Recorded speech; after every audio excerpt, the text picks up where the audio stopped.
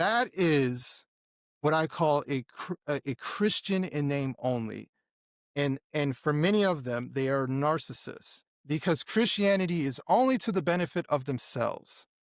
There is no relationship with Christ because they live their lives like they are the God.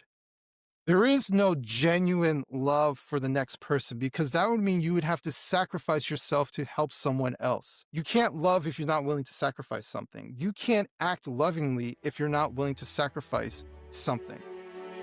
And there is no honor with a narcissist.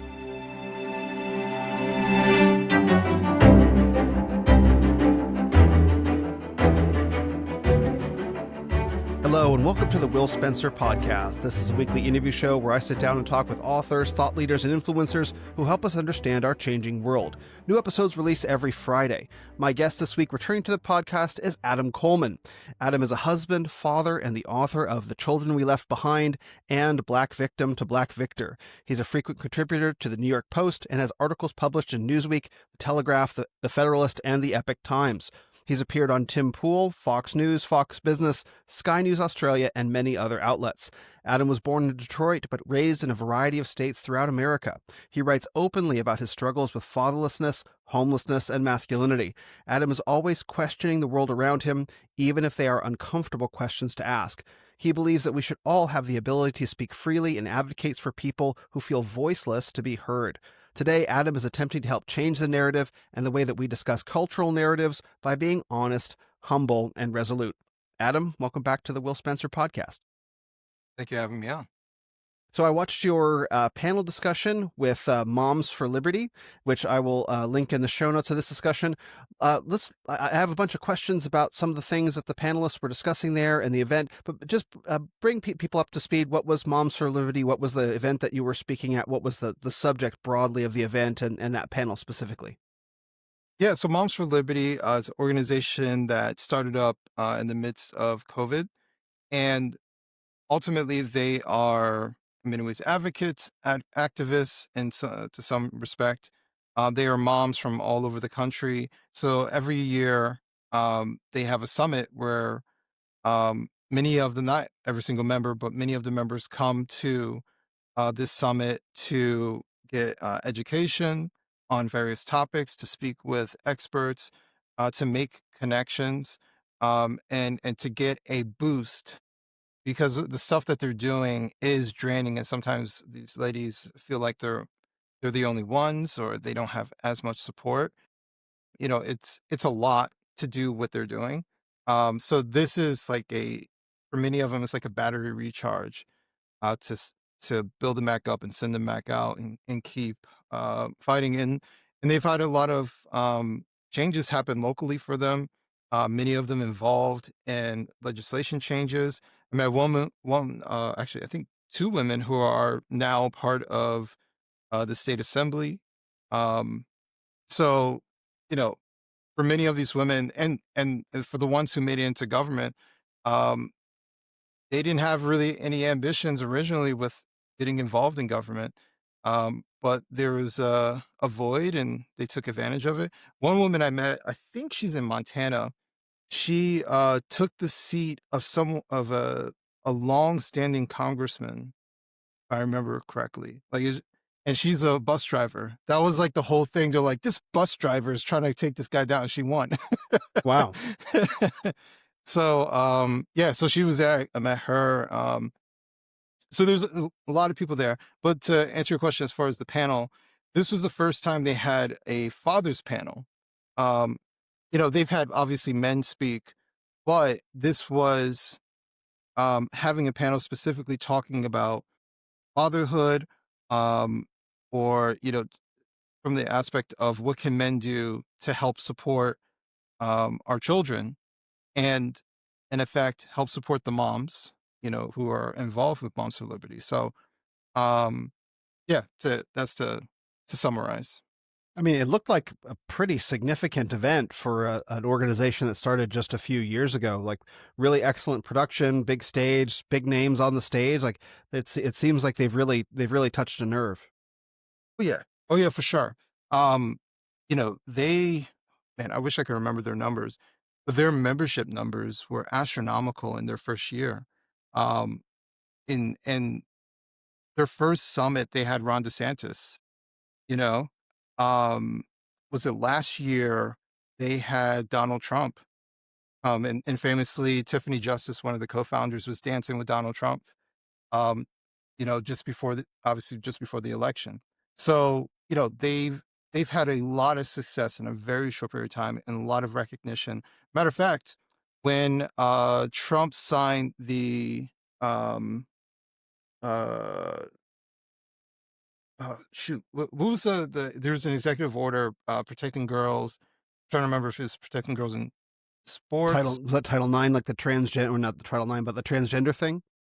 Yeah, yeah, I think it was a transgender thing. Um, people like Jennifer Say was there, but the founders of Moms for Liberty and many of the most active members of Moms for Liberty were invited to the White House, so they were there. They were a part of it. Um, and matter of fact, I think Donald Trump last year made it a campaign promise that he was going to do exactly what he did at Moms for Liberty. Um, and actually, this year he wasn't able to come, but he had a video message specifically for Moms for Liberty. Um, so, they've had a massive impact politically. And so the fatherhood panel, you said they've had men speak, but they've never actually talked about fatherhood very much? Yeah, I mean, it Yeah. makes sense. They're moms. They're speaking Yeah. from the female perspective, but I think it was a good idea to have that male perspective Yeah. about specifically fatherhood. Yeah. Yeah. I mean, it's an important component. I suppose that there's like a cultural realization that, like, oh yeah, like related to motherhood is this important thing called fatherhood. Yeah, like we're Mhm. rediscovering some of the most basic stuff. I mean, wind back the clock 100 years or maybe a couple hundred years, and the notion of an event for motherhood that doesn't talk about fatherhood would be like silly because you can't have one without the other. Mm. That's a good point.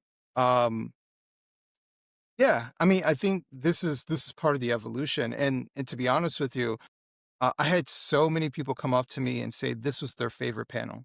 Yes. Um, and so this wasn't um, this wasn't browbeating women or anything like that. These were very receptive women who understood the importance of fathers, and every single woman who would be there would understand the importance of having active fathers in their children's lives. Um, and many of them, previously have come to me like, what can I do to get my husband involved in stuff like this? So this is an audience of women who want men to be more involved in protecting their children. Um, Maybe they can't be just as involved. Maybe, not everybody is political. Not everybody is boisterous, right? But how can they have them more involved in their children's life? So, yeah, I think it went really well, and I wouldn't be shocked if next year they have another fathers panel. There was an interesting set of questions on the panel, and I liked your answers. That I think that was probably the moment that stuck out to me the most. Um, Someone talked about what can we do to incentivize family formation in the government, and I thought your answer was excellent. I wonder if you could talk a little bit about and maybe unpack some of the ideas that you explored and what you said in response, which I thought was completely spot on. Yeah, that was probably like the number one thing that people came up to me and said, like, yes. But because the question, like you said, what can the government do to essentially what can the government do to help? And and to fairness to Benny, he wasn't necessarily advocating for the government and Yes. creating programs and stuff like that. Yes. But he's asking the question, is there a role or responsibility for the government to help um, incentivize families, essentially? And my answer was nothing. Hmm. The government should do nothing.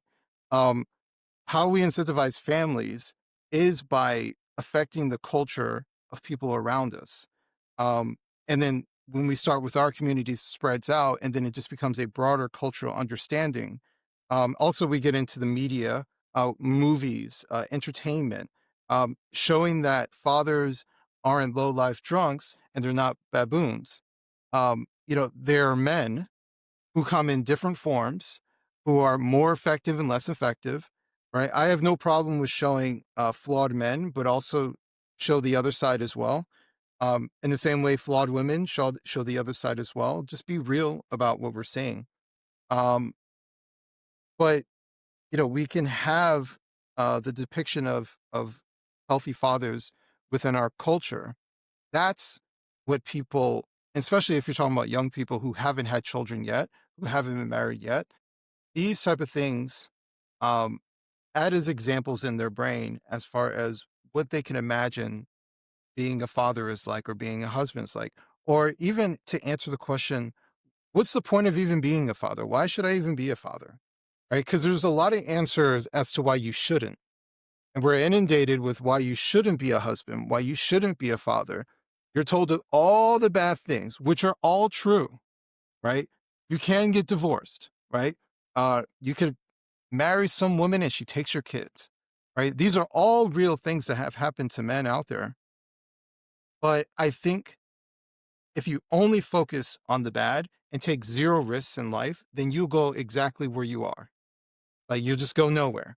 And then you'll be missing out on the possibility that, hey, there's a good chance that you may not be that guy who is going to family court trying to see his kids.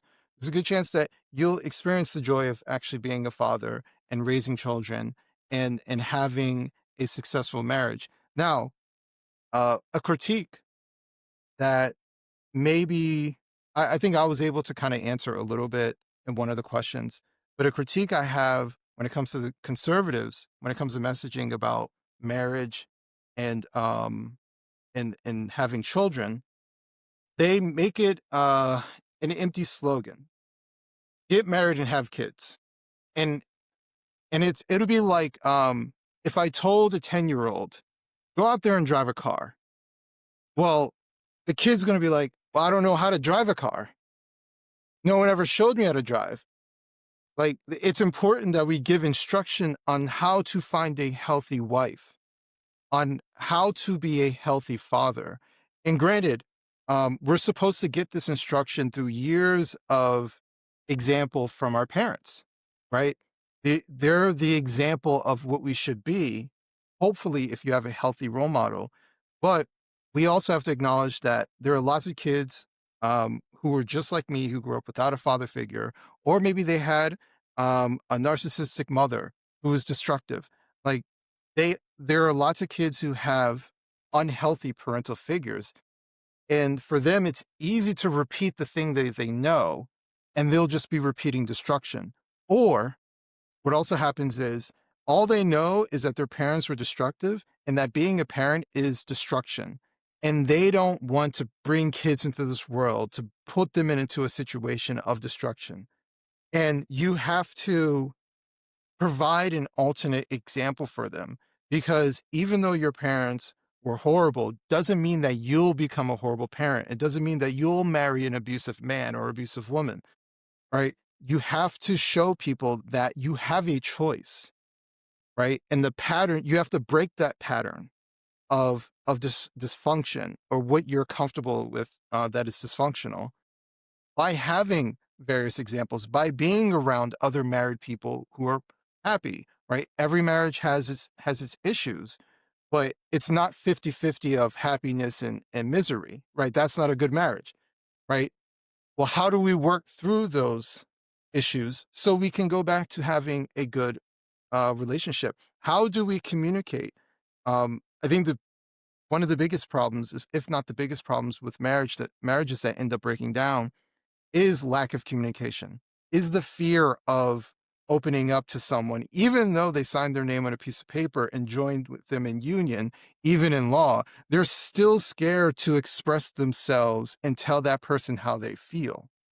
Um, and then they hold stuff in, they build resentment, they hide stuff, it builds a secrecy. And meanwhile, all they had to do was talk to that person. And on the other end, that person has to actively listen. So communication is incredibly important. I do that with my wife all the time. Uh, Sometimes she'll be like, it's nothing. And I was like, no, no, no, tell me, right? I don't want you to feel like you can't talk to me. And it's not a dumb idea or it's not important. No, no, no, no. Tell me. If you were about to say it, it's important enough that it was about to come out of your mouth. Don't kill it now. Tell me what you're going to say. And then we'll deal with whatever it is. And then we'll talk about it. Right. So I think if more marriages were like that, where one party speaks and the other person listens, and then they alternate between talking with each other instead of shouting and yelling, um, we would have way more success when it comes to the marriages in America. I'm so glad you're bringing this up because this is a subject that's very relevant right now. That there's a lot of discussion about, specifically around, get married and have kids as a slogan. In fact, Right. I think it was Benny Johnson actually who tweeted that. I'm going to say last week, and my buddy John Root, retweeted it, and he's a conservative influencer, and he added some vital nuance to it, saying, well, you can't just say that to young men. You have to say how to find a woman, how to court her, how to prepare for marriage. Like there's so much more built under that. And I think he's right. They're both right. And I They're think both that right. they're both right. Yeah, because I think Yeah. that and this is something that probably throughout this conversation I'm going to go really hard on. Like I'm going to just going to say what I really think about this, because I think that there's two categories of men that the get married and have kids slogan is directed at. And the Mm, first one are the passive guys that are still not engaging with their lives. The stereotypical image is, video game playing, porn addicted, whatever, right? Spending too much time online, hiding in the basement or whatever, like failure to launch kind of situation. And that was a real thing for a long period of time. And I think mhm, it's still a real thing. But now there's a growing number of men out there like Nick Fuentes who say marriage is gay. Why would I get married? Why, like, marriage is a bad deal for men. You have the red pill, men going their own way, also known as MGTOW. That's part of the cultural conversation now. And so you have two categories of men that are rejecting marriage. And there's like one is out of fear. Well, they're both out of fear. One is right. out of failure to engage with life, and the other is out of hatred for women and misogyny. And neither of those are valid. Both of those we could probably pull some valid concerns out of there. And so I think that message does need to be directed at both of them, because I think there's also, like, there was a female rebellion from marriage. Now you're seeing a male rebellion from marriage. And I think Yeah. that's the important point that they're pointing at. So here's the thing, and I'm not necessarily saying that, um, like we said, they're not wrong, but we need to move away from wrong to effective. Um, and I think, and I feel like I have this conversation more and more frequently, and people understand what I'm saying. Um, I'll use an example of depression. If someone is depressed, um, and let's say they wake up in the morning, they eat food and play games, they're escaping into all types of stuff. They don't even take regular showers. They're not doing much with their life. They don't have a job. They live at home with their parents, right? That person's depressed. If you come up to that person and you're like, "Hey, man, just go out there and get a job and find a girlfriend." That person who is saying it doesn't realize that that statement is like saying, "Hey, why don't you go climb a mountain?" Now, I know you don't have any equipment and you've never done it before, but go out there and climb that mountain, man. It's not that bad. It's easy. That person is like, that's a massive mountain for them to climb. It doesn't resonate with that person. What resonates with that person is small baby steps. Hey, man, listen, I know you're depressed. Here's what you do. Make a thing that you can do every day that you'll know that you'll be able to do, and just build off of that. You're not taking a shower. Every morning you go and take a shower. And then next week you add on top of that, right? You have to build these things up. So you can't just shout, go out there and get married to someone who is socially awkward, to someone who has had a few dates and they just went terribly wrong. And now he's scared of rejection, and not used to rejection. Like, these are massive mountains. for these people to climb. The other thing is there's something called show, don't tell. And when you go and tell them to do this thing or tell them this is the right way, right? You're telling them and you're essentially preaching to them. And when you try to preach to people, it only works on people who want to be preached to. You go to church because you want to be preached to, right? But someone who doesn't want to be preached to is not going to be receptive to preaching. So how you convince them is by showing them. You have to live it. You have to demonstrate it, right? So if we use like Christianity for an example, if you want people to come to Christ, you live Christ-like, right? You make yourself available if they want to talk about it, right? You don't have to throw scripture at people. You don't have to yell, repent. Matter of fact, I would advise don't do that. Yelling repent at people doesn't work. It has its place, but yeah. I think the success rate of yelling repent at people is about 99.9% failure rate. So how you genuinely bring people to whatever ideology or whatever belief system or whatever activity that you want them to do, you have to demonstrate them. So if we're talking about marriage or raising children, the people who want it have been around successful marriages, successful relationships, and whether it was in their family or externally, they have seen it, right? And because they've seen it, they can believe it. But when you go to a kid in the hood and say, hey man, you could be a CEO one day, they have not seen that. They do not believe you. Right? It is a huge mountain of confidence for them to believe that they can be that thing. When they've never seen it before, they've never been around it before. And that's what we're dealing with. So we have to demonstrate it. We can talk about it, but we should stop preaching to people. We should stop sloganizing stuff. We should just live it. And if you want to talk about it, which I talk about my marriage with my wife, I talk about aspects of marriage. I talk about aspects of being a father, right?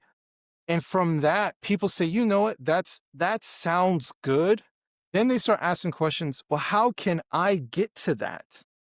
Right. And then you make yourself available so you can talk, you can reach out to them. My DMs are open everywhere.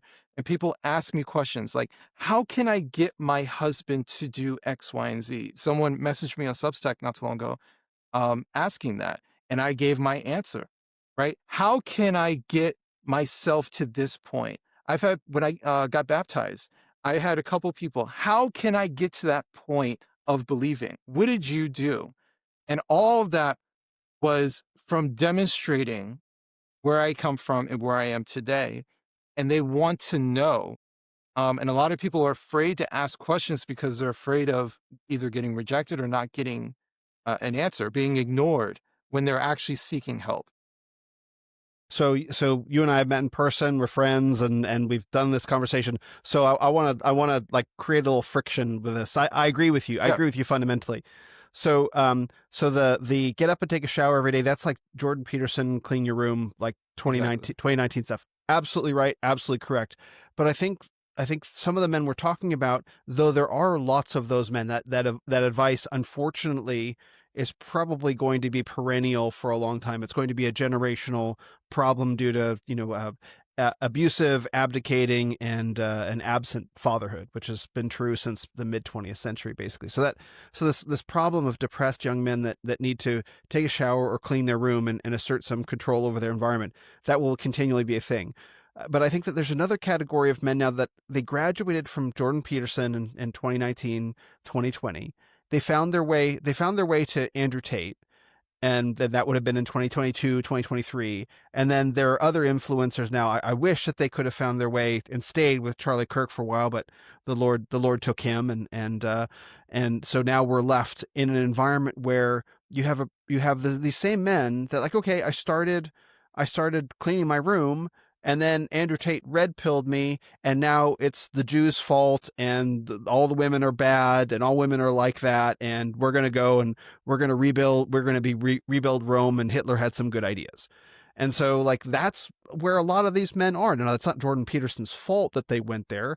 It's a problem of their own fathers who didn't pass on information, so men had to be raised by the internet.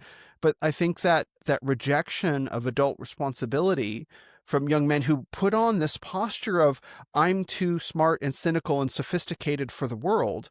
Like I think that, like, no, get married and have kids and invest in society, invest Mhm. in the future. I think that that message is specifically relevant to them. There will always be the guy, unfortunately, who I want to stand up into his life.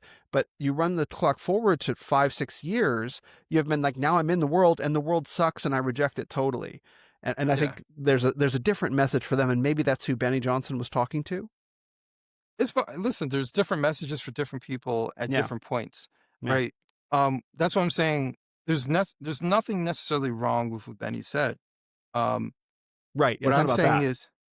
is that the conversation from a healthy standpoint typically stops there. That's more of my complaint. It's like, okay, that's great, but how? How do we do that? How does that guy do that? And I think we don't talk about the core of the motivation for every single person. So We Andrew can't. Tate, right? And it's hard. It's hard to do that. So we kind of have to throw things out, but we also have to consider certain things. So Andrew Tate, it resonates with certain guys for certain reasons. So it's not just that one day they heard Andrew Tate and they got hypnotized and said, "I believe everything he says." It's that there are elements of what he is saying that resonates with certain guys because they're either riddled with fear, they're not successful, and they've become avoidant. And now they find an ideology that is honestly just, it's a victim ideology. Victim ideology takes a weak person and says, no, no, no, no, no. You don't have to get stronger. It's their fault, right? It's their fault Right. why they're doing that. So you make it an external issue. And that tells you, well, I don't have to do anything, but it also renders you helpless because you're waiting for some arbitrary external changes so that you can be happy. And then they transition to nihilism. There's nothing you can do and go monk. Yeah, monk you mode. know, right.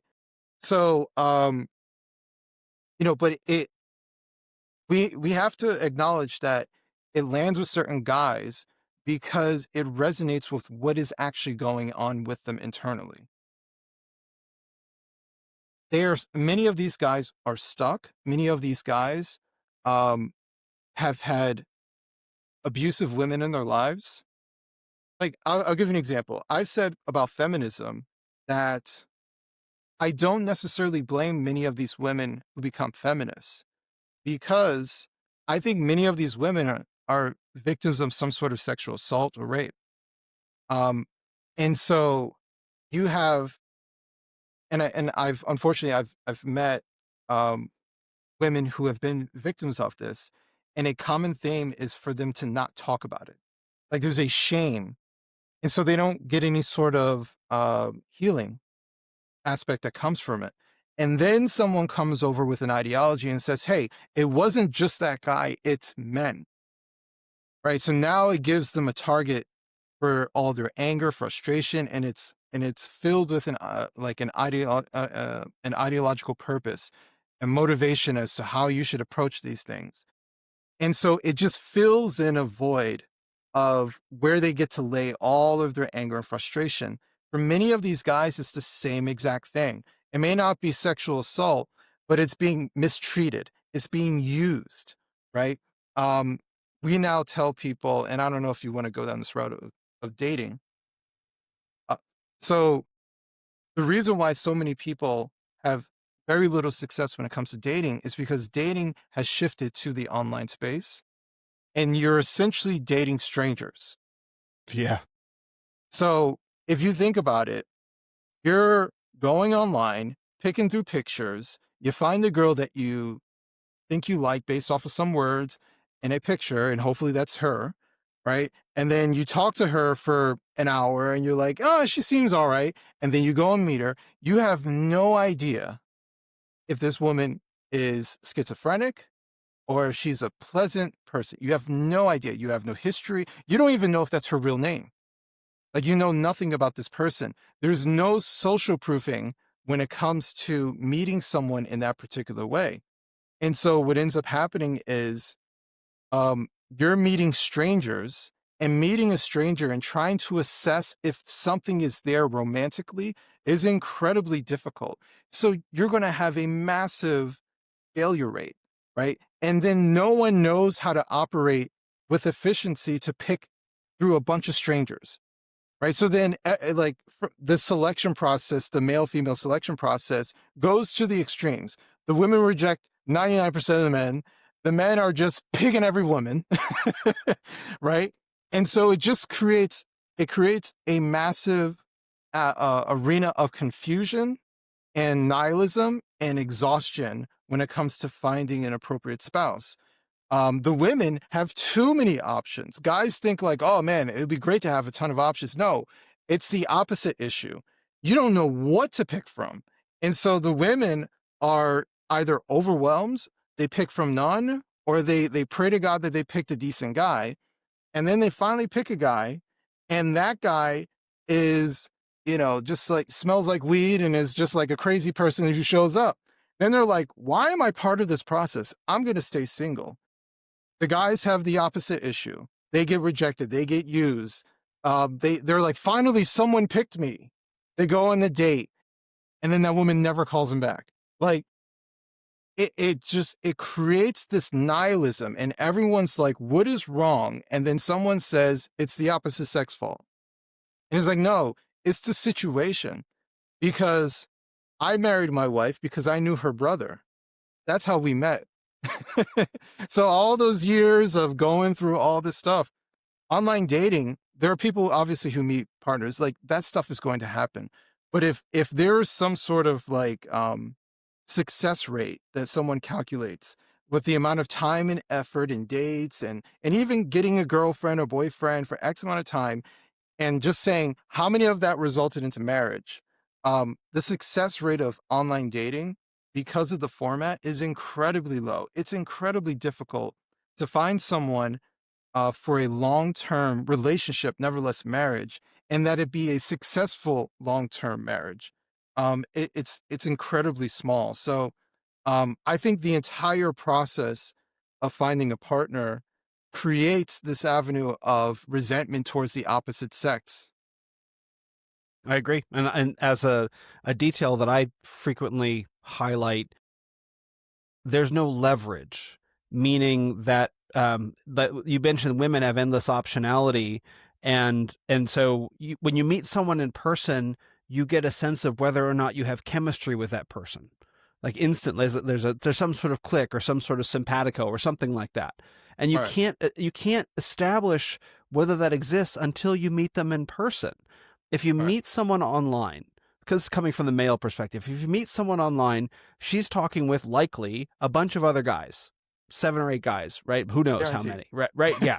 And so if things don't work out with you, well, there's a line waiting, as opposed to we happen to meet in person in church or at a conference. Those are the only two places that I advocate for men to try and meet somebody, particularly if you care about your Christian faith. Likely the woman that you meet, shopping for watermelons or whatever, like in the grocery store, is probably not going to share your theological distinctives. This is a Reformed podcast. There's lots of different theological distinctions there.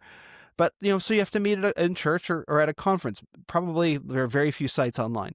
Right. But even still, like you meet in person, it's like, oh, wow, that person sounded really interesting. We had a very short exchange, 5 minutes or whatever, but I felt like there was something there. And that Yeah. little seed is worth more than 2 weeks of conversation on some digital platform. It just is. And I think another aspect of this also is you have probably at least two generations of people who live on their phones. They live behind their screens, through their computer or through their smartphone, and they don't know how to do face-to-face interaction. Ironic, because we're doing this remotely, but in a Yeah. sense, they don't know how to interact with people. And so to get out and actually go meet somebody, it's like they don't want to do that because that's hard. Like, well, welcome to Earth, right? And so this is why I think the online dating platforms are broken, is that you can't establish chemistry. The women largely have endless optionality, and men can hide. And I just think in that format, you're not going to get the best out of people. You're going to get at best, you're going to get like some sort of medium average. but out in person, you can't hide who you are. Right. You can't fake chemistry, and it forces you to learn how to look better, how to present yourself well, how to have a conversation, be charming, be spontaneous. And these are the things that build a good relationship. But that's hard work versus trying to meet online. 1000%. Um, you trying to,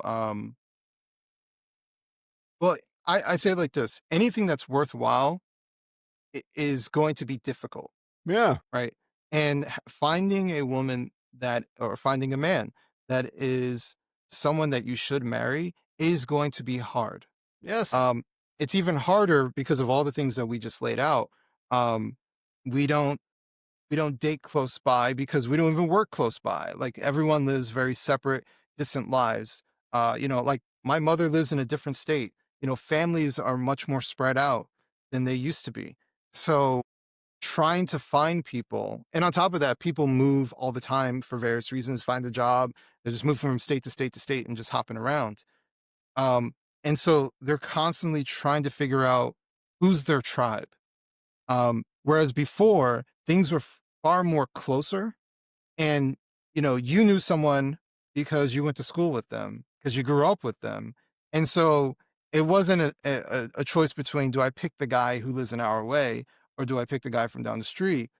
It's, this person, right? Mm-hmm. The question of who's their family, like, what's their family about? That was an important question, because if your family's Huge. filled with druggies, you're like, listen, uh, there's going to be a set of problems that come with that. We don't want to associate with them. Why don't you look at these guys? So all of that gets lost, and you have no idea where people are coming from. Um, and so then you have adults where you have no pathway as to how they became that person. Um, and so now I have to say stuff to my son. Hey, listen, when you meet a woman, you need to find out her relationship with her father. Bingo. That's the most important thing you need to find out, indirectly or directly in some ways. But that's an answer, because how she feels about her father is likely how she's going to interact with you. So if she hates her father, then what you're going to have to deal with when you get into that argument is that animosity that she has from her father, because many cases, it transfers over to men. Not every situation, and it's not necessarily her fault. So I'm not trying to blame the child for having an absent father, but we need to understand that if you're going to get into certain situations, here's what you're going to have to deal with, and you're going to have to address those things.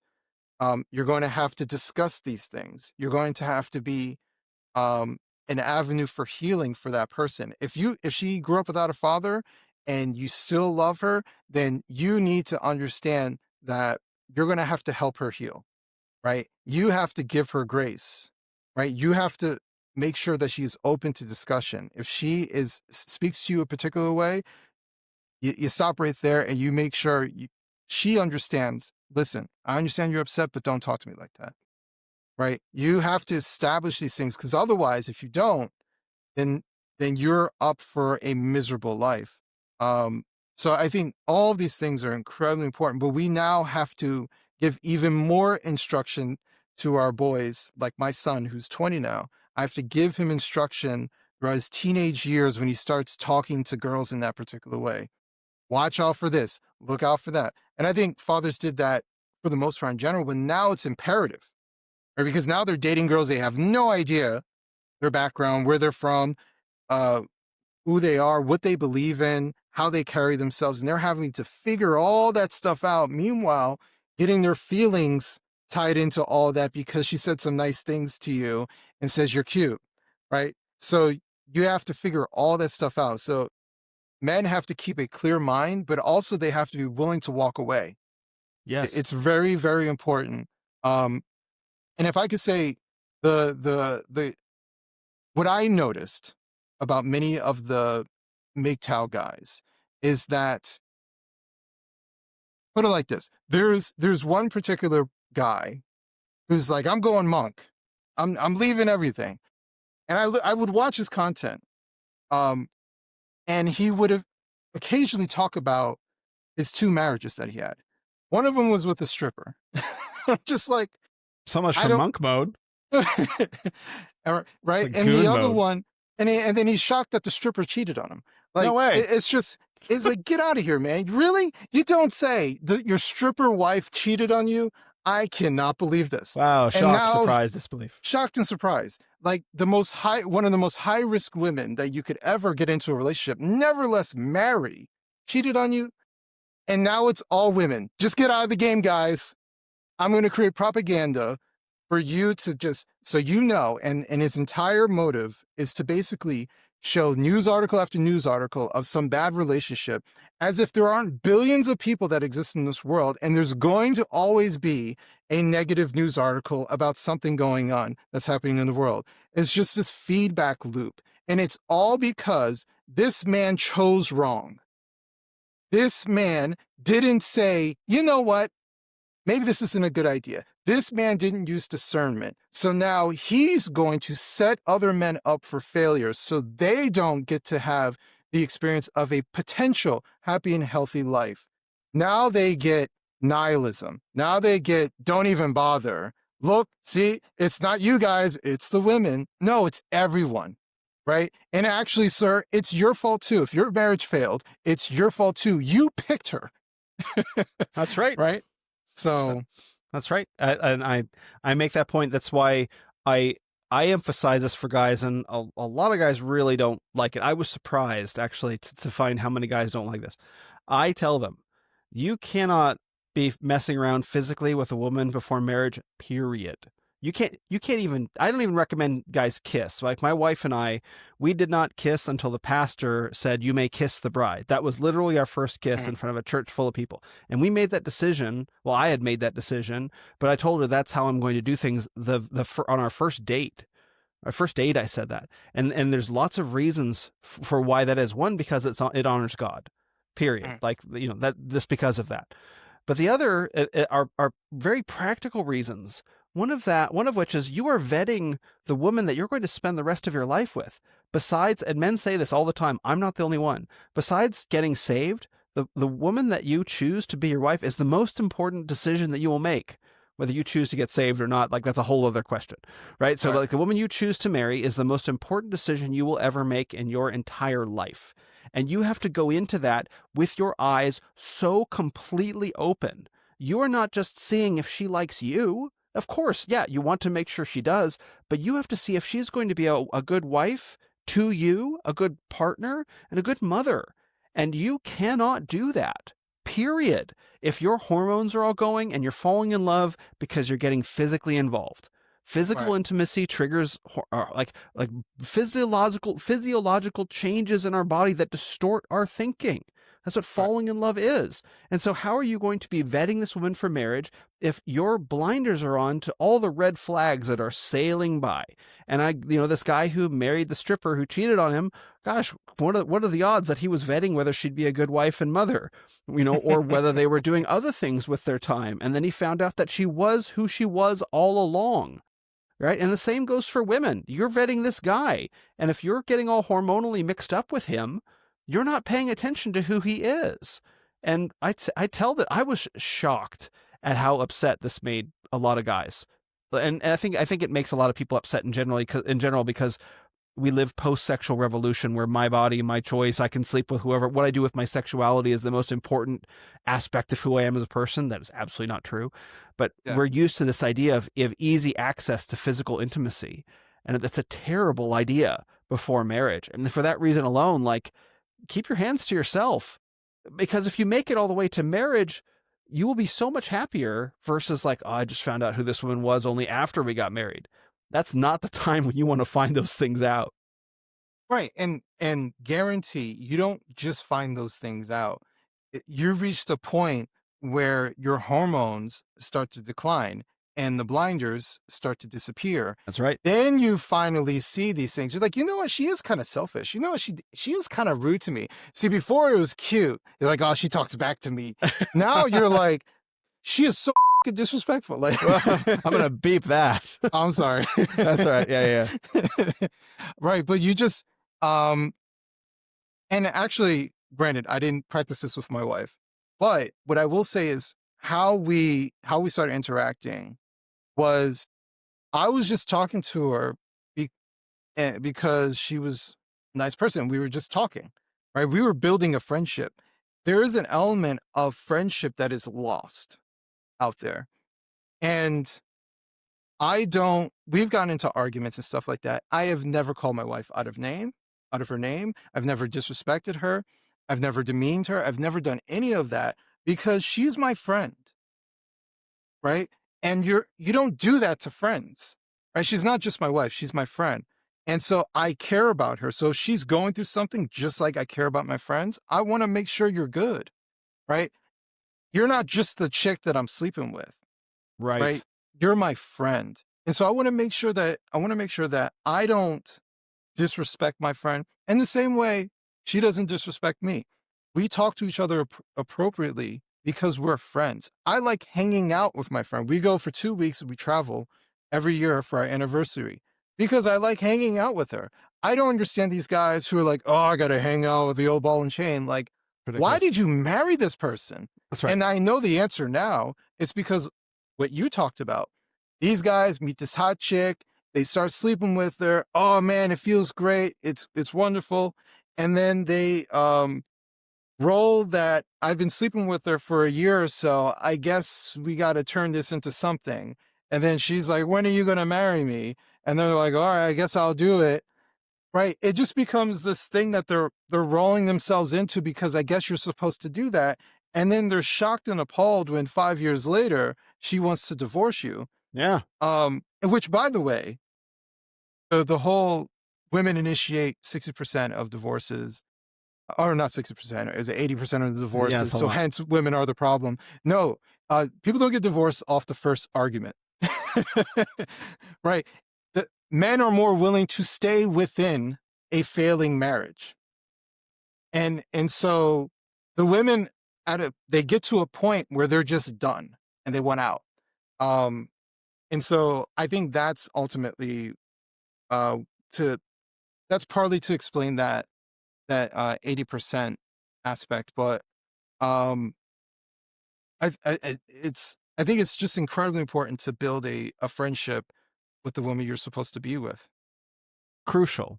It's Yeah. crucial. If you don't like spending time next to the person that you're married to, like people talk a lot about, like, well, this is a lot of the objections that I got to chastity, and this is culture wide. I got to know whether I'm sexually compatible with the person. It's like, okay, the total time that you're going to spend sleeping with this person throughout the course of your marriage, say you're married for, let's just pick a round number, say 50 years, say 50, 60 years. The total amount of time that you're going to spend sleeping with them is minuscule compared to the total amount of time you're going to spend doing literally everything else. Going to the grocery store, going on drives from point A to point B. You don't have to figure out your sexual compatibility. That's way, way, way down the list, because Right. that will not make up for the fact that you can't sit next to that person in the car for 20 minutes, and carry on an enjoyable conversation, or that you can't sit around the dinner table with them and want to look them in the eye. And you have to assess whether you genuinely don't just love this person, attracted to this person. Those things are, of course, they're important, but do you like this person? This goes for both Yes. men and women. Do you actually like them? Do you like who they are? And not who they're going to be.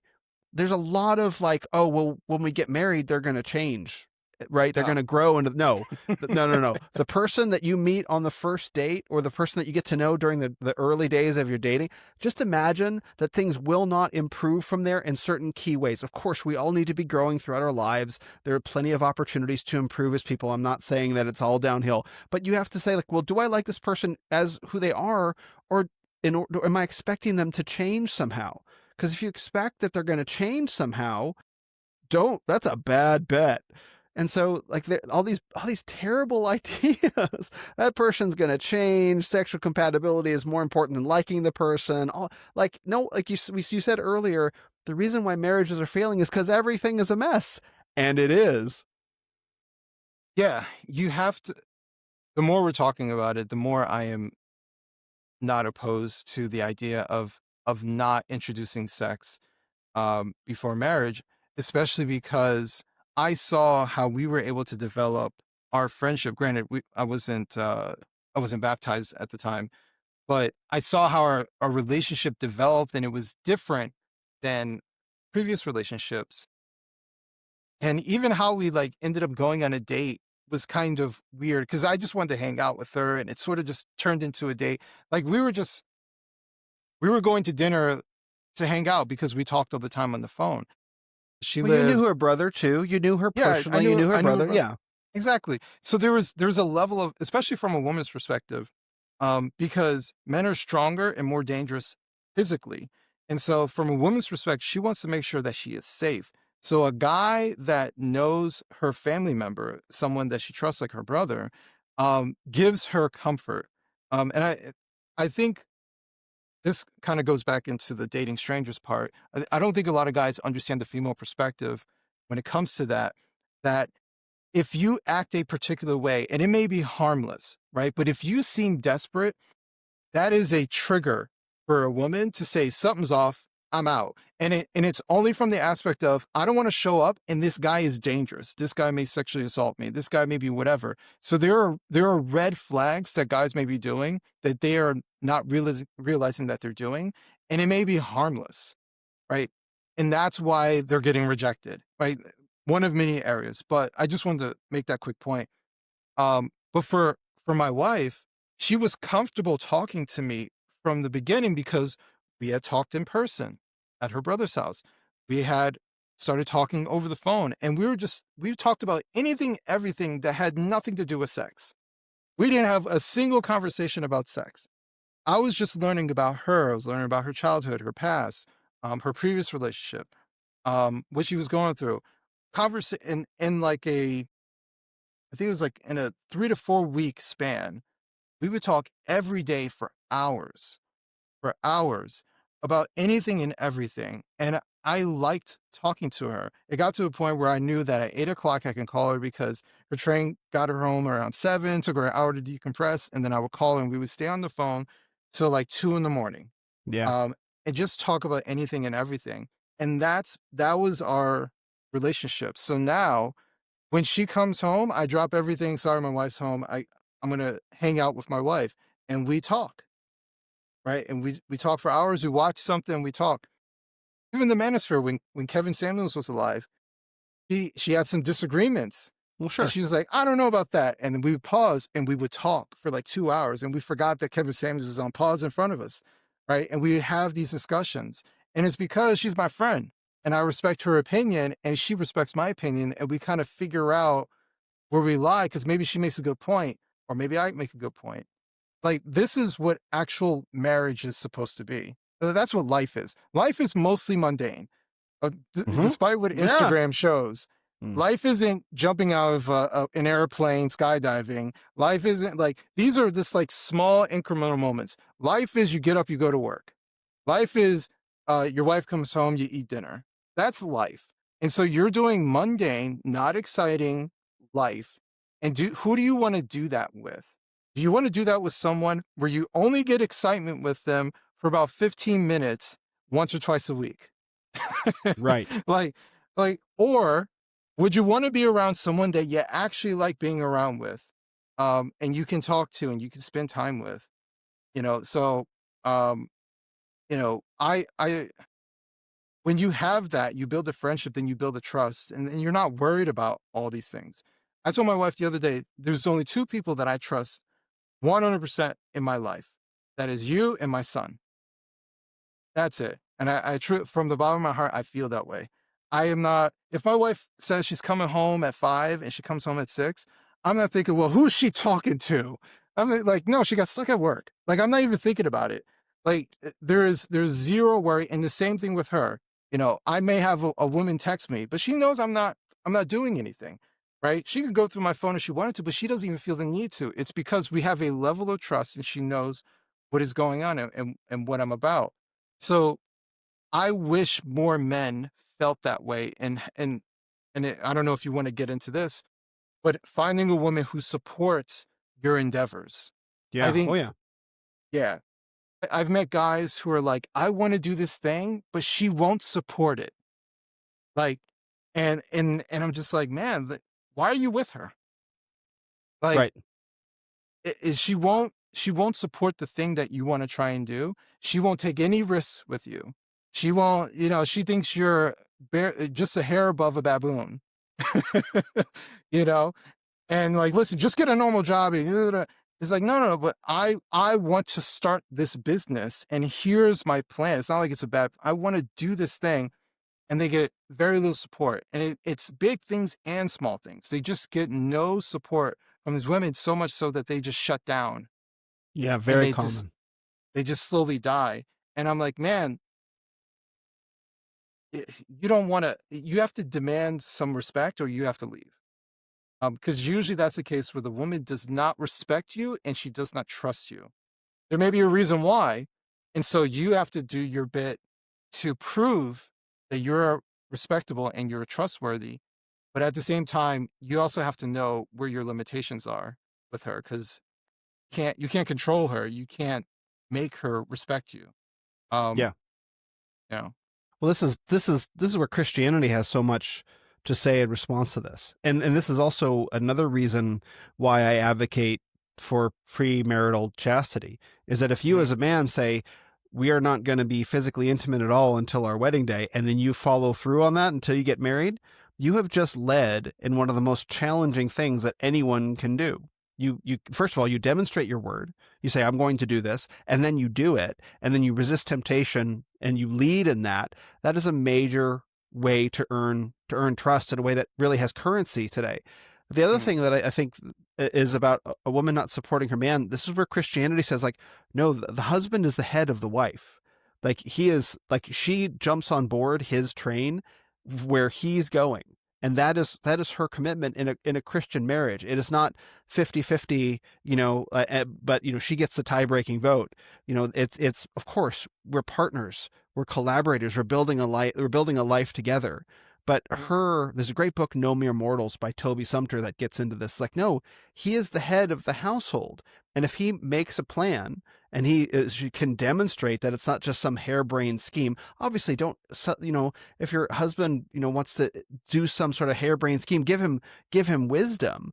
But if he says, here's my business plan, this is what I'm going to do, this is how long it's going to take, then she should be enthusiastic to support him and not try and grab the reins on him. Like, you want him to be thoughtful, you want to be well considered, you want to contribute your wisdom to his success, not constantly undercutting him to the point where he shuts down. Alison Armstrong, who's a friend, she wrote a book a number of years ago called The Queen's Code. It's not a Christian book. I don't endorse it at some point like I once did, but she does make some important observations in the book. She talks about something called frog farming. The classic story is the woman who kisses the frog and turns him into a prince, and there's, like, of course, problems with that story as well. But in the book, she talks about how there are women that will kiss princes and turn them into frogs because they don't let the men be men. They don't support them. They're always thinking they have to control they have a built-in kind of idea that he's some sort of baboon. Maybe they inherited from their mother. Maybe it's a relationship with their father. Maybe it's feminism. Who knows what it is? But they're always trying to undercut their man instead of empower and support him and let him know, like, I love you, go get him. Right. And being there, as long as he's behaving in a godly way, supporting him unconditionally. And, I think that there's so much like, no, I have to constantly be checking my husband. I have to constantly be trying to figure out if he's trying to get one over on me. I constantly got to figure out that he's wrong somehow. Like, those attitudes are out there, and they destroy marriages. They destroy men, and they destroy marriages. Even if a well-intentioned husband has a good plan and is going to execute for the good of the family, it's like, no, I don't believe in my husband. Like, well, why are you with him? Why'd you marry him? mhm. Well, that feeling of not trusting a man, in my opinion, that's something deep. That's Yeah. Oh, yeah. something deeper, that has nothing to do with him more often Absolutely. than not. Absolutely. Um, and that's a point of healing. But this goes back to the question: what's your relationship with your father?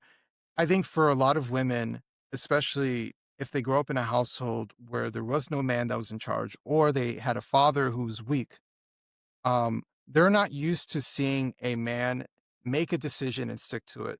They're not used to a man who looks respectable, who's not a pushover, or who is present, right? So they've been taught, and a lot of women are taught, you have to control your destiny. manifest your destiny, Mhm. right? And and to give it to some guy to control what you go through is too much of a risk. Who does that sound like?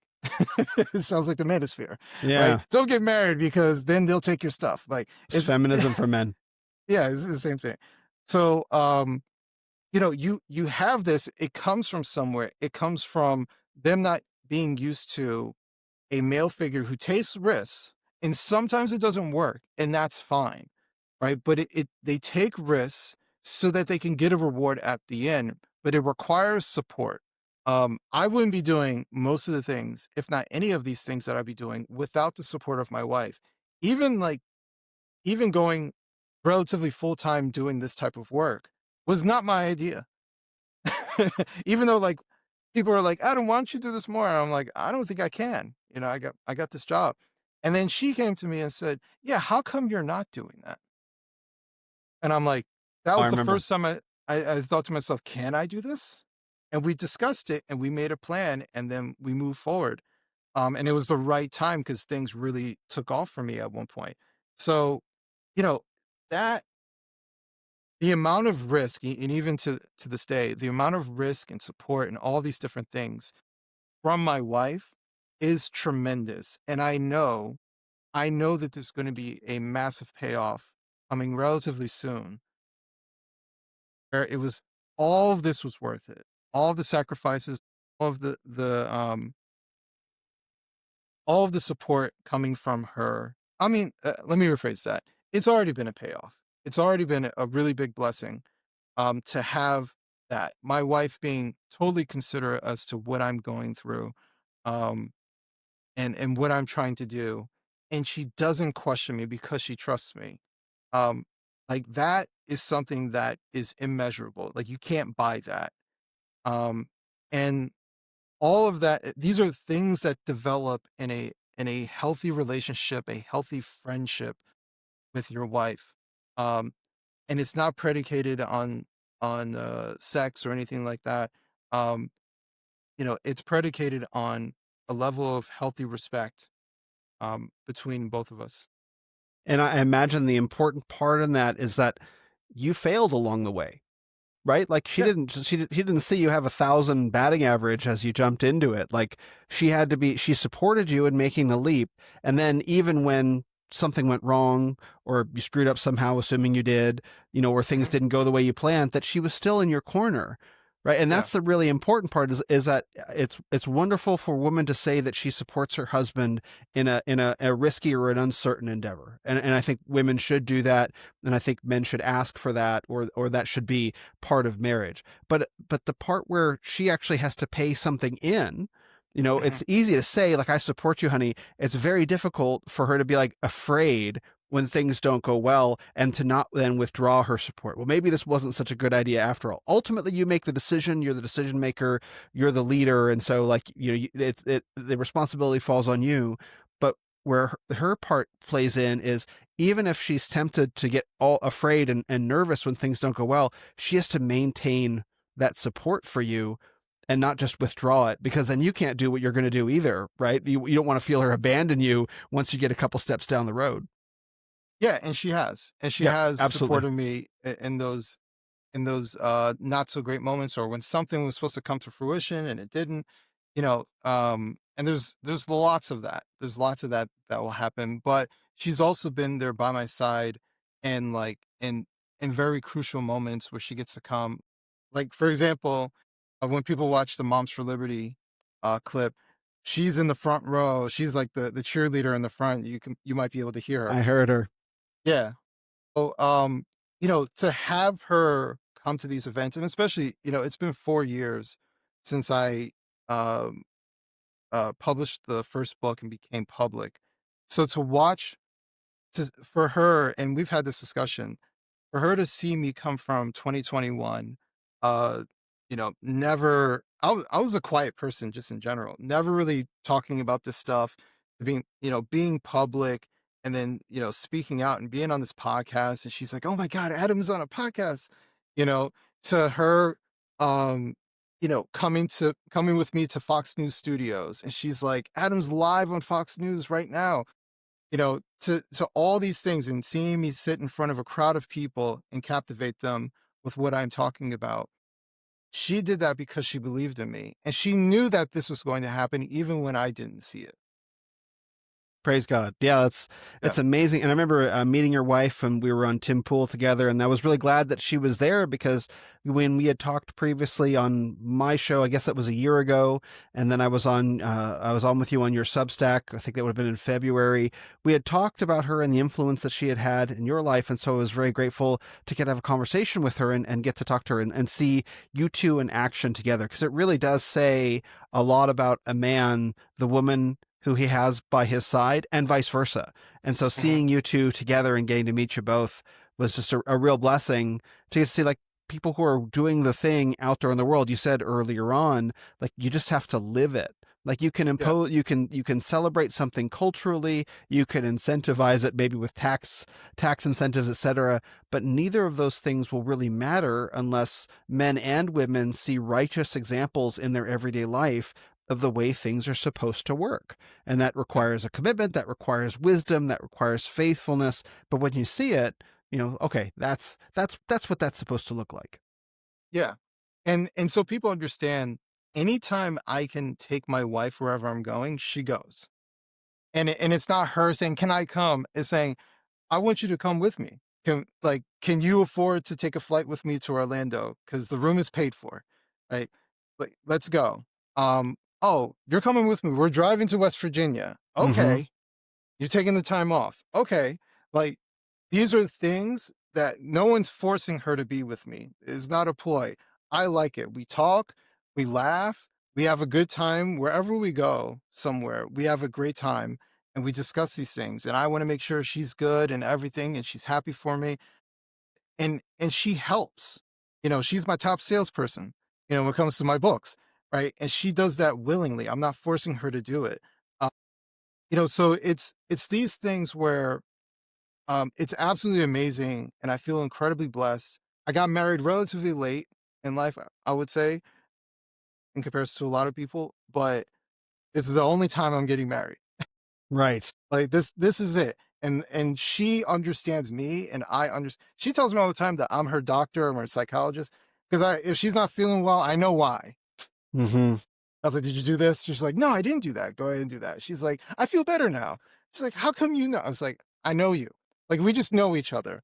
Yeah. Um, and that's a thing that I never want to see come to an end. And it won't.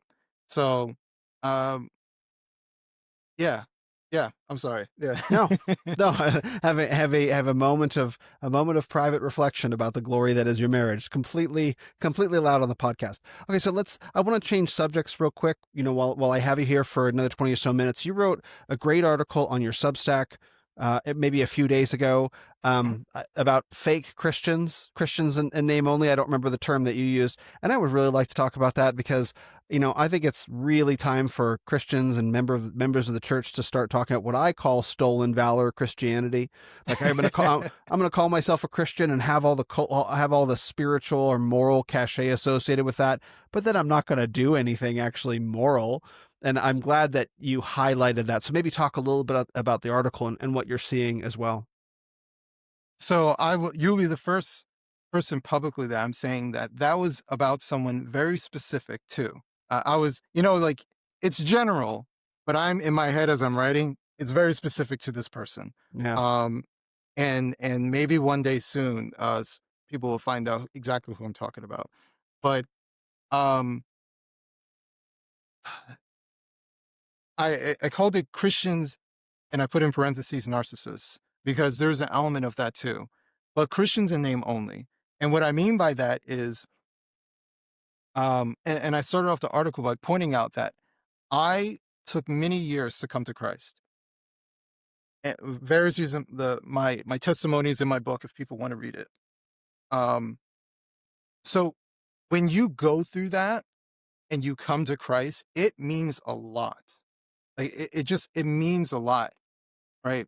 And I think that there are people where they've always had Christianity, they grew up with it, blah blah blah, and they just take it for granted.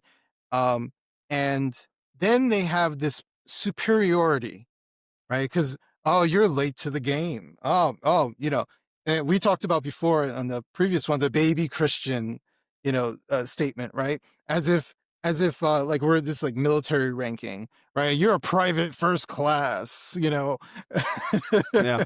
Yeah. of Christianity. And so for me, I see these people who act this particular way, who have all the aesthetic of Christianity.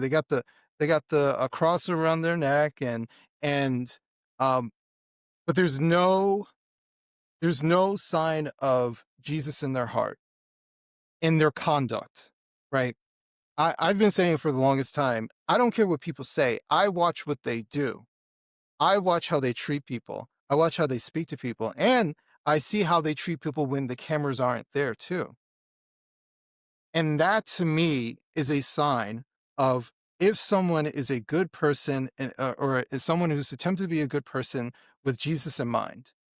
And for me, I treat people, one, like I want to be treated. And two, I treat people in a way that I feel and I'm attempting to mimic Jesus Christ. And there's an element that people love about Jesus Christ when it's for them. They love forgiveness when it's for them, but they don't forgive anybody. They love grace for themselves, but they don't give anyone grace, right? They use Christianity like a weapon. They use Christianity to anoint themselves. They'll run through scripture. Listen, I'm no theologian. I'm terrible at memorizing stuff, right? But I understand the gist of whatever I am consuming, right? If you ask me for a direct quote to stuff, I'm going to butcher it. But I understand the essence of what it's talking about. I have people who will run through scripture line by line, King James Version, but will live none of it. They don't carry the essence because it's all performative. It's all aesthetic, right? And they will go to church every Sunday and cheat on their wife every Saturday, right? It's that type of thing where for people who tell themselves and tell other people that God is watching what they do, man, it doesn't seem like they live their life like God is watching, like they're doing things for the glory of God. Um, and so that it's that type of thing. And if I'm to sort of use this particular person, I was just around them as they're saying Jesus, Jesus, Jesus in front of a whole bunch of people. Meanwhile, at that very moment that they're saying we need to have more faith in Jesus Christ and we need to take care of each other, that person is lying and deceiving me and is trying to, and not trying to, did steal from me. And now I am going through the process of trying to get what is owed to me, justice. And like I said, I might talk about that sometime in the near future. But this person would get on the phone with me and recite, open up your Bible, Adam, and go through all this stuff. But then you will actively deceive me until you got what you wanted, until all services rendered on your part. You got everything out of me. I did everything you wanted. And then when the time came for you to give me what I've earned, you say, I'm not going to give you all of it. That is what I call a Christian in name only. And for many of them, they are narcissists because Christianity is only to the benefit of themselves. There is no relationship with Christ because they live their lives like they are the God. There is no genuine love for the next person because that would mean you would have to sacrifice yourself to help someone else. Right? You can't love if you're not willing to sacrifice something. You can't act lovingly if you're not willing to sacrifice something. And there is no honor with a narcissist because, well, I'm only going to do it if enough people know that I'm doing it. But when it's behind the scenes, well, you know what? I don't have to do it. Let's see if I can get away with it. It's this selective Christianity that I see at play. And I wanted to make clear in the article, it's not about like, oh, there's a Christian and they made a mistake. I'm a sinner. We're all sinners. We all make mistakes. The difference is that when I mess up, I apologize. The difference is that I'm trying to get better. I can acknowledge where I have a shortcoming. I can if I do something and I'm like, you know what, I'm sorry. Yeah, I talk to my wife. I've apologized to my son, because like I didn't handle that, and we discuss these things, right? There's an acknowledgement, and then Christ knows that you're going to mess up, and there's grace with that. It's what's in your heart, right? Is your heart that you made a mistake, but you're trying to do better? That's what's really important.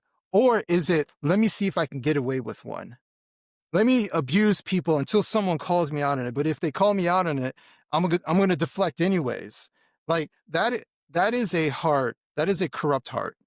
That is a heart that is not genuine. It's empty. It's empty of God, in my opinion. And so I just have a really, really big problem with these very high and mighty Christians in name only who speak a particular way, but act uh, very unchristlike, and they have no interest in acting Christlike. And the one quick thing I'll say is, and I think I said this on our previous stream, there are people who love Jesus and there are people who love Christianity. And they're different people. And when I say that, I mean, you love Jesus because of his character, his example, right? The reason for me that Christianity is powerful, especially, is because it's not just a bunch of rules in a book, like how people, like the people who love Christianity, turn Christianity into this rule book of code and conduct that you can get at your job when you start your first day. We have a figure who is a human form that shows you how to live a particular way when facing conflict, how to handle that conflict, when facing people who want you dead, how you are supposed to handle these things, when it comes to justice, when it comes to how you treat one another, when it comes to people who are sinners, how you should still embrace them into your life, how you should give forgiveness. The aspect of forgiveness is it's so all over the gospels. He's literally on the cross and he's begging for forgiveness for the people who are crucifying him. I mean, it is the ultimate act of forgiveness to even do something in that particular moment. Yet we have people who won't lend forgiveness for the littlest of an infraction. They won't give someone a chance at all, yet they call themselves Christians. And that's why I say they don't love Christ because they don't think about Christ when it comes to Christianity. Jesus Christ is just a name in a book to them. It is not a relational character. It is not a relational person. It's a Christ is king. Let me bludgeon people with it. It is a symbol of power, right? Jesus Christ is the King of Kings, Lord of Lords, the ruler of this. Like they talk about it like we're playing World of Warcraft. Like Yeah. it's just this mighty figure, and I'm part of his team. And if you mess with us, he will crush you. And that's not what this is all about. But that's why I'm saying there are people who care about Christianity as a structure, as a in some cases a power structure.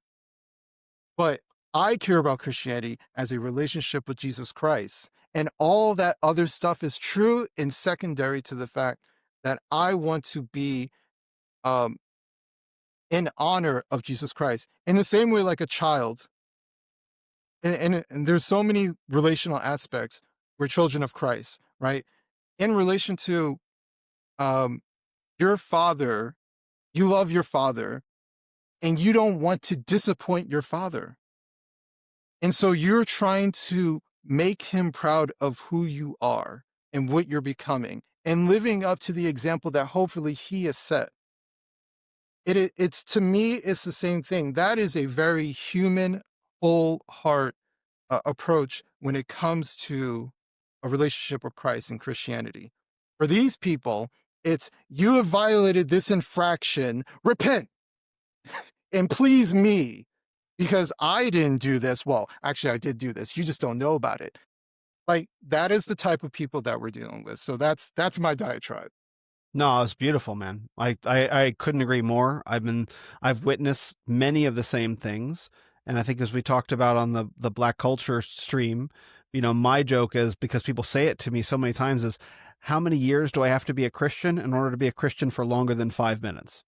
Because that's what everyone says to me. So you've been a Christian for 5 minutes. It's like, well, it's actually been 5 years. But how many years? Just ballpark it for me. How many years do I have to be a Christian before it's longer than 5 minutes? And of course, and you raise a really important point about that it is about relationship. That's what Christ says. And many will say to me, Lord, Lord, did we not cast out demons in your name? Depart from me, I never knew you.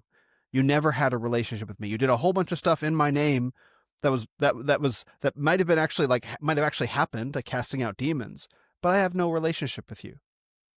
Get out. And that's the thing that I have this question for so many. Like, if you really had a relationship with Jesus, would you be acting the way that you are? Not possible. Not possible. The arrogance, the coldness, the callousness, like, especially like we're called to hate sin. Yeah, our own sin more than anybody else's. It's really Mhm. easy to point out the sins of all these different people, individuals, cultures, nations, whatever. That's like, that's outward pointing sin, hatred for sin, someone else's. But it's like, where's your hatred for your own sin? Where's your hatred for your own arrogance, your own pride, your own vanity, your own greed, whatever it is?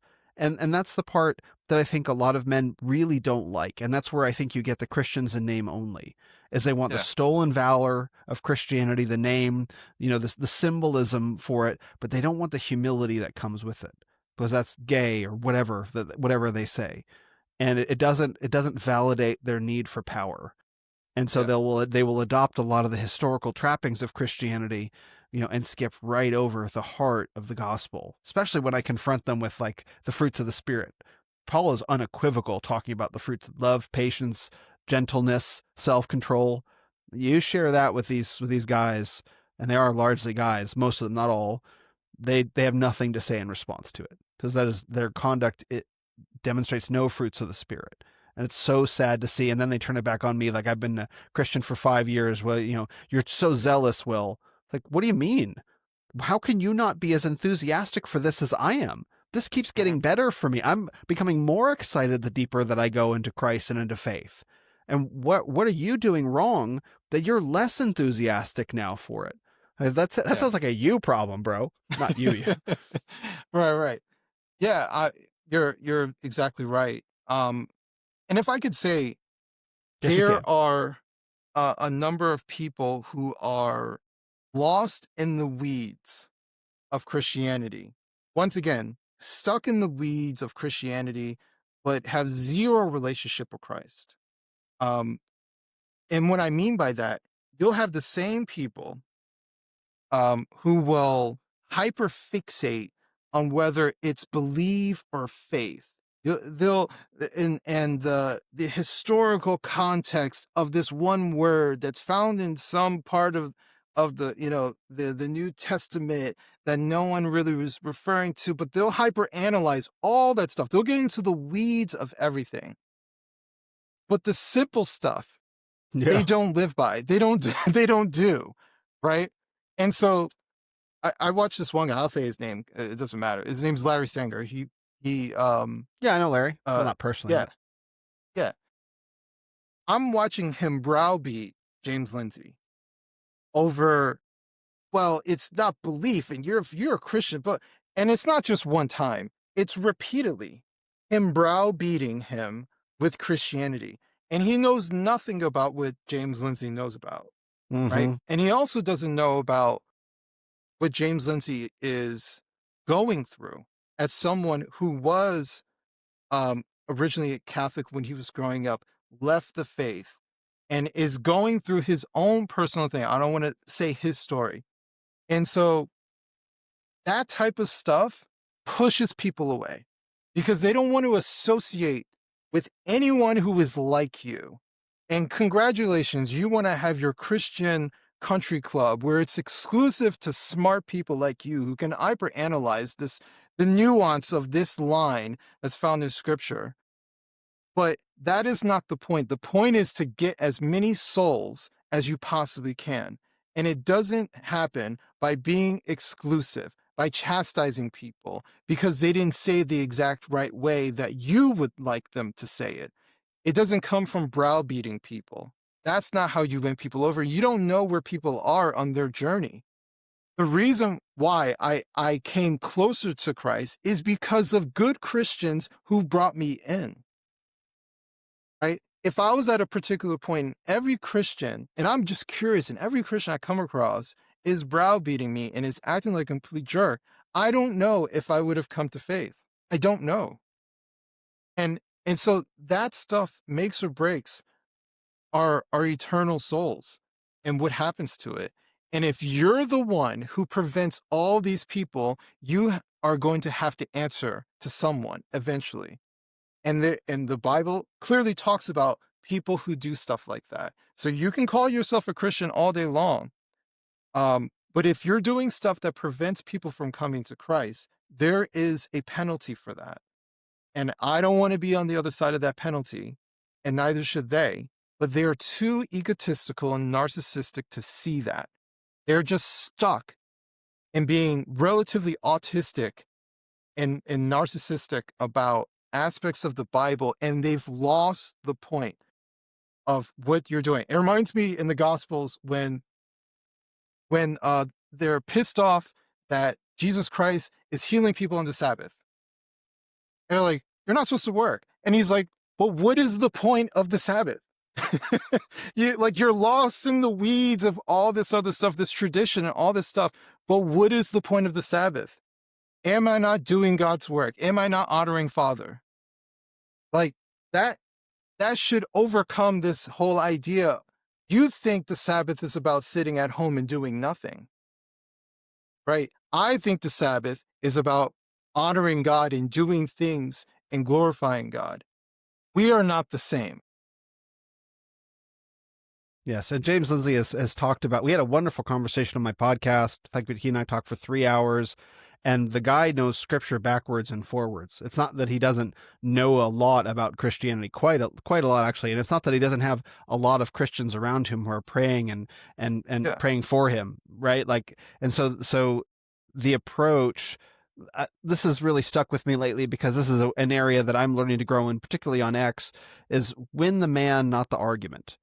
And so, and I was like, that really just stuck with me because I have a lot of people that because I come from a new age background and I talk a lot about that, I get a lot of people that are super pro psychedelics or into Advaita Vedanta Hinduism or Vajrayana Buddhism, things that are like 180 degrees the opposite from the gospel. And these are true believers. These are not people that are casually into it. You know, these are people that they found their identity in these anti-biblical, anti-gospel, anti-God doctrines, and they follow me, and so they'll comment when I start talking about these topics. And you know, it was a reminder to me that like when I engage with them, I really need to try to win the man and not try to win the argument. And there are a lot of people that just don't understand that, particularly on X, particularly with regards to Christianity and politics. It's like, no, I have to win the argument. It's like, well, okay, there may be value in winning the argument in a political sense, but there's far more value in winning the man or the woman to Christ. And you make them, they transform from the inside out and believe as you believe and stand next to you, than defeating them in argumentation, which I don't think anyone has ever been on the internet like, wow, that person really ratioed me on X. I should rethink my life. That doesn't, right? That doesn't happen. They won the argument. No. I better rethink my whole worldview. That's not how it works. And I don't think that's how anyone comes to faith. But I think you're right that there are a lot of people that see Christianity as a very powerful tool in this moment culturally to argue from and to argue with. So then they put on that stolen valor Christianity to advocate for a social, cultural, political position. And the spirit of it is totally different. I don't think that's Larry Sanger per se. I haven't seen that lately. You know, I certainly have, I've looked into his conversion, his testimony, which is quite beautiful. I didn't see the interaction that you're talking about, but he's not, he's certainly not the only one who would be handling Christianity in that browbeating, I'm going to drill in on you on this particular esoteric point kind of way. He's certainly not the only one who is trying to win the argument, not the man. Yeah. No, no, far from. He was just a recent example that I saw, that was incredibly annoying and incredibly, um, dare I say, autistic about what he was doing. So whether it was coming from an ego standpoint or just being, autistic or something of that effect, I have no idea. I don't know him like that. But all what I do know is that stuff pushes people away. Um, and maybe that won't work on James Lindsay, but who knows who's reading that? That's right. That's what's important. It's not just the target, especially in public when you're writing this stuff on X. It's not just the target, it's the people who are reading it. And you don't know who is reading it. You don't know where they're at. You don't know how close they are to Christ. And here you are as a representative of Christ, so to speak. And this is your conduct. And no matter whether we're talking about Christianity or anything, people are going to use examples to associate with how they feel about whatever group. And so you become, whether you want to or not, you become an example. And you're either the validation of how they feel or something that could be the reason why they overcome a viewpoint of how they see Christians. So you don't know where they're at. You can have someone who is like, you know what, Christians are terrible. I don't like them. And you just validated why they don't like Christians. And you don't know that. Or you could have been a good example and you're like, oh, he handled that really well. And he made a really good point. Well, this is a good exchange. Oh, wow. Look at that. You don't know. Because these people send you DMs and say, "Hey, man, I've been following you and I've been watching you and I want to talk to you." And you just don't realize how many people you impact because of that. I've had so many people talk about, "I love how you talk about your wife," and it's not just one article; they see the multiple articles, and as they say stuff like, "You give me hope." Like you don't know who is reading your stuff and where they're coming from and what they're going through. Amen. It's one of the blessings of social media as we get the chance to reach so many people and impact so many lives. And we have to be mindful, particularly as content creators and also as Christians, how are we doing that? How are we modeling what we believe? Yep.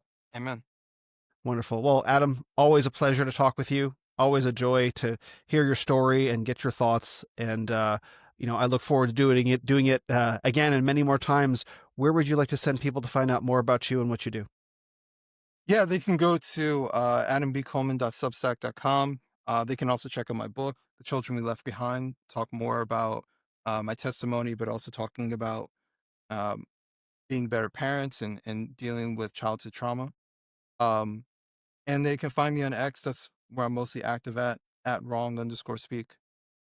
Wonderful. Well, thank you so much Oh, again, and, brother. and I'm Oh, sorry. I have a YouTube channel too. I keep forgetting I have a YouTube channel. It's same handle at wrong_speak on YouTube. wonderful. Send everyone that way. Thank you so much, Adam. It's great to see you and talk with you again. Likewise.